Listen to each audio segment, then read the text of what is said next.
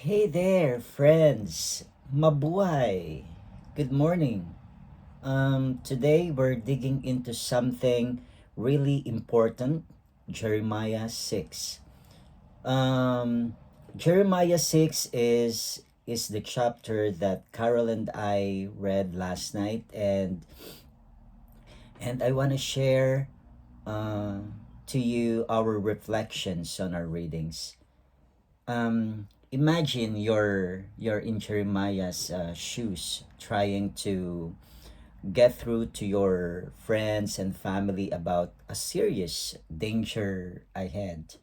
And that's exactly what he was doing for the people of Judah. And guess what? We're in a similar spot today. So let's talk about it. Just to give you um, a short background of Jeremiah. Actually, Jeremiah lived a long time ago in a place called Judah. After the reign of Solomon, the kingdom split into two separate kingdoms, the northern kingdom and the southern kingdom. The northern kingdom is called Israel, and the southern kingdom referred to as Judah. Jeremiah was specifically associated um, with the southern kingdom of Judah. At that time, things weren't going so well in Judah. The leaders were not doing a good job, and the people were doing a lot of things that upset God. They were worshiping idols instead of following God's rules, and they were treating each other unfairly. Jeremiah was chosen by God to be a messenger or as a prophet to the people. He warned them that if they didn't start behaving better and following God's rules, bad things would happen. But the people didn't want to listen. They thought uh, everything was fine, even when it wasn't.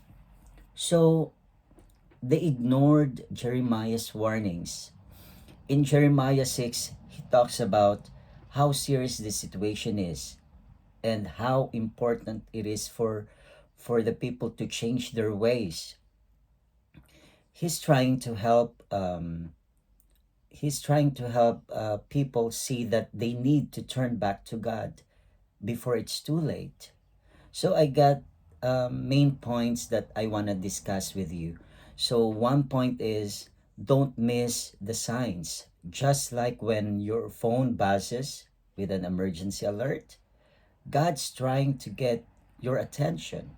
Sometimes it's through a friend's advice, a Bible verse that hits you hard, or just a feeling, deep inside. Are you noticing these nudges?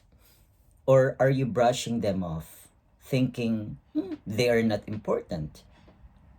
Remember, God often speaks through people like pastors, church leaders, or trusted friends. They might say something that really matters, you think, or help you see things differently. Even when your family members can be messengers from God, offering insights or guidance when you need it most. So, when someone you trust says something that sticks with you, don't ignore it. It could be God trying to tell you something important through them. So, pay attention. And number two point here is what happens when you ignore God. Jeremiah talked about some heavy stuff like destruction, chaos, people being scattered. It's like when you ignore your parents' warnings, end up, you know, and end up in a mess. Or our choices have consequences. We know that. Ignoring God's warnings leads to trouble. Are you ready to face that? So, number 3 points, God's big invitation. Here's the thing, Jeremiah wasn't all, gloom and doom. He kept saying, come back. God's not wanting to zap you, to zap us. He's waiting with open arms. It's like when you mess up big time, but your best friend forgives you and wants to help you get back on track. That's God's love in action. Will you accept his invitation? So I want to conclude with this. Jeremiah's message is not just for ancient history. It's for us today. God's tapping you on our shoulder, saying, "Hey, I am here. Let's fix this together. Don't let pride or fear hold you back.